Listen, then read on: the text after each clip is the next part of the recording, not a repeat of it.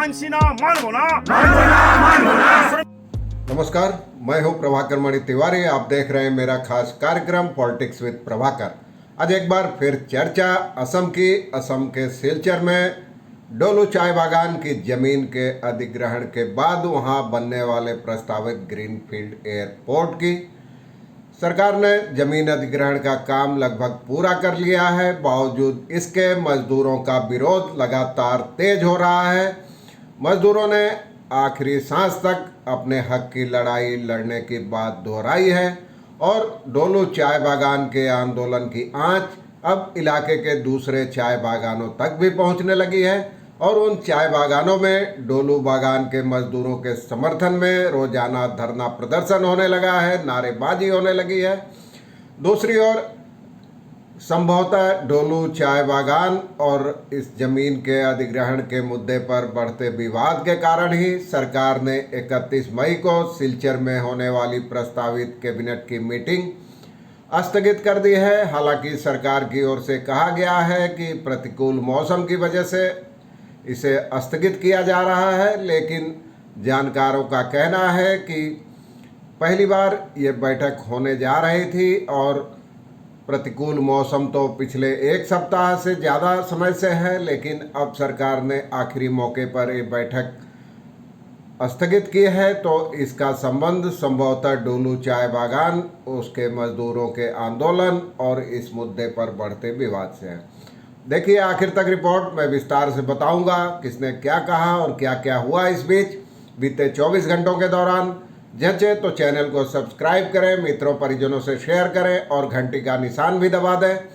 और पहले मैं दिखाऊंगा विरोध के वीडियो डोलू चाय बागान की महिला मजदूरों का जो काम पर आते जाते हुए नारेबाजी कर रही हैं। इसके अलावा इलाके के दीवान और दूसरे चाय बागानों में जो समर्थन में धरना प्रदर्शन नारेबाजी हो रही है उसके वीडियो।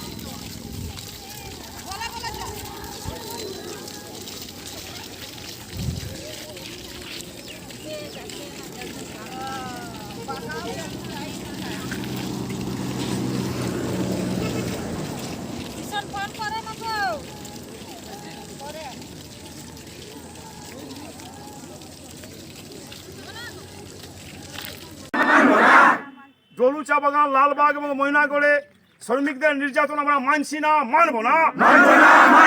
শ্রমিক ঐক্য জিন্দাবাদ, শ্রমিক ঐক্য জিন্দাবাদ, শ্রমিক ঐক্য জিন্দাবাদ। শ্রমিক সমাজ, শ্রমিক সমাজ, শ্রমিক সমাজ। ইনকলাব, ইনকলাব, ইনকলাব। বন্দে মাতরম, বন্দে মাতরম। ইউনিয়ন দ্বারা মৌ চুক্তি বাতিল করে সরাসরি স্থানীয় শ্রমিকদের সাথে আলোচনা করতে হবে। ইউনিয়ন দ্বারা মৌ চুক্তি বাতিল করে সরাসরি স্থানীয় শ্রমিকদের আলোচনা করতে হবে।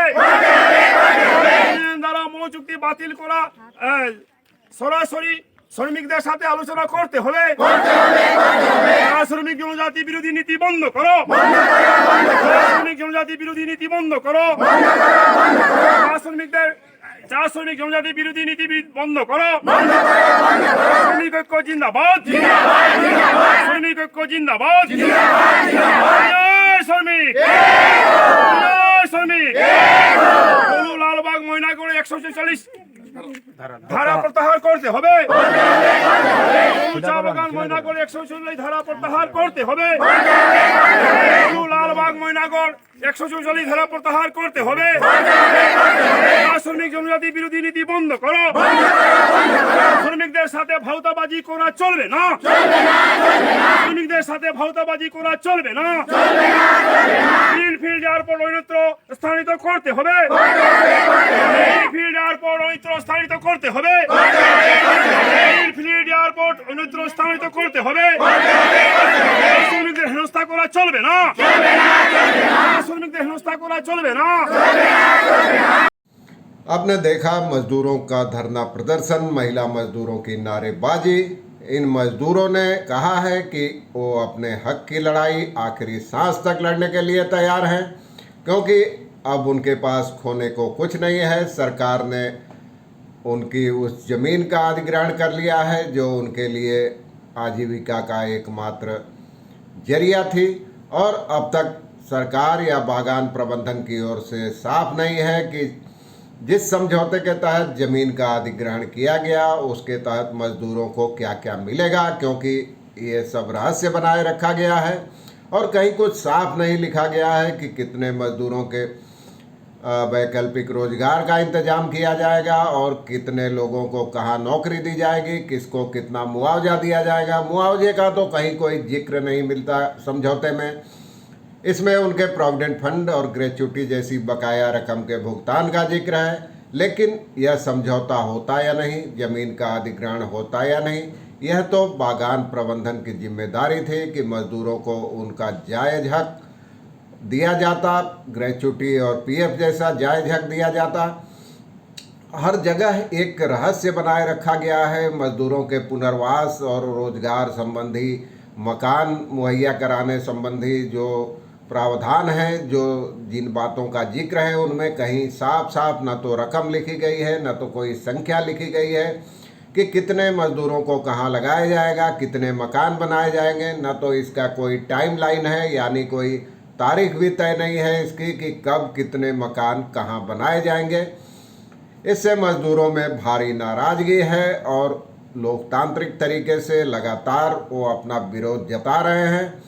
इसके अलावा असम मजदूरी श्रमिक यूनियन भी लगातार इस मुद्दे पर मज़दूरों की आवाज़ मजबूत आवाज़ बनकर उभरी है।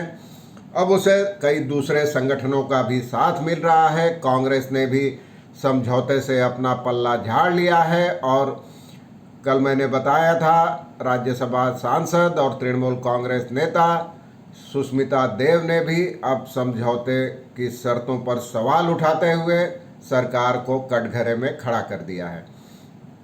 इसके अलावा भाजपा के एक विधायक ने भी कहा कि वो मज़दूरों के हक की लड़ाई में उनके साथ सड़क पर उतरने के लिए तैयार हैं।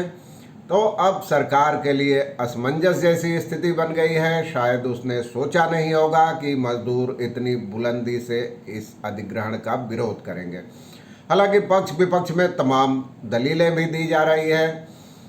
कईयों का कहना है समझौते के पक्ष में जो हैं कि समझौते के तहत मज़दूरों के हितों का पूरा ख्याल रखा गया है।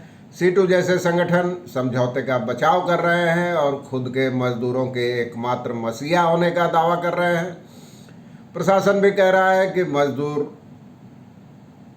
छंटनी के शिकार नहीं होंगे और उनके साथ नाइंसाफ़ी नहीं होगी। कोई भी मज़दूर बेरोजगार नहीं होगा और उनको समुचित बकाया जो है उनका जायज़ उस रकम का भुगतान किया जाएगा।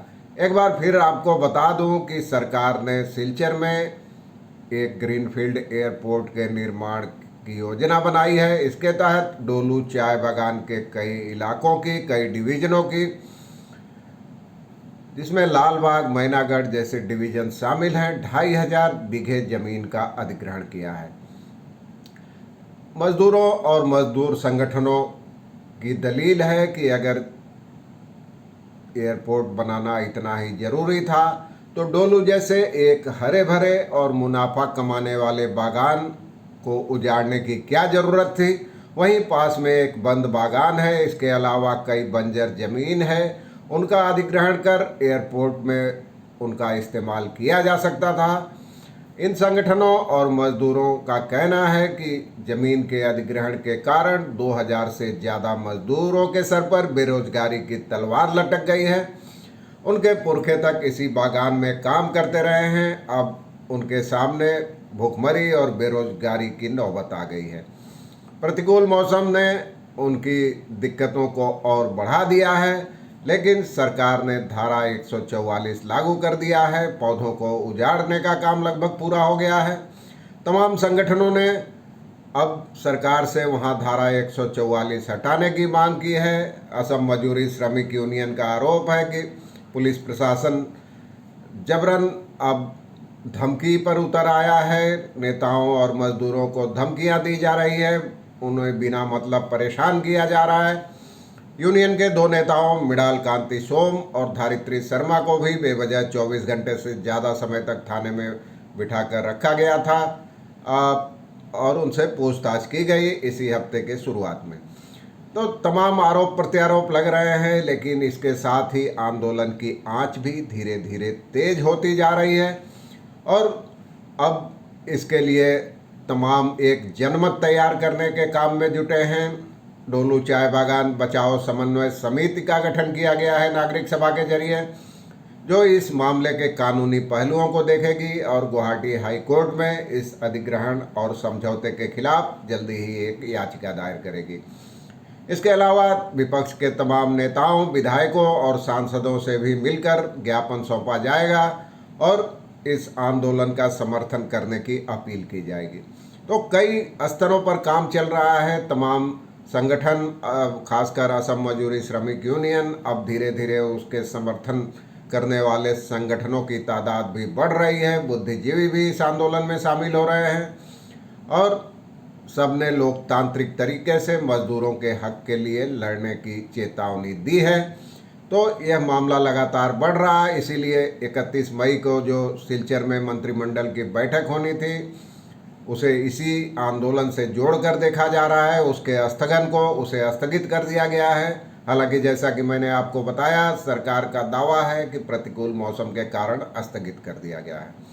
आज के लिए बस इतना ही। आगे कोई अपडेट होता है तो आपको मैं लगातार बताता रहा हूँ। एक बार फिर आपसे अनुरोध, जचे तो चैनल को सब्सक्राइब करें, मित्रों परिजनों से शेयर करें और घंटी का निशान दबाना भी मत भूलें। धन्यवाद, नमस्कार।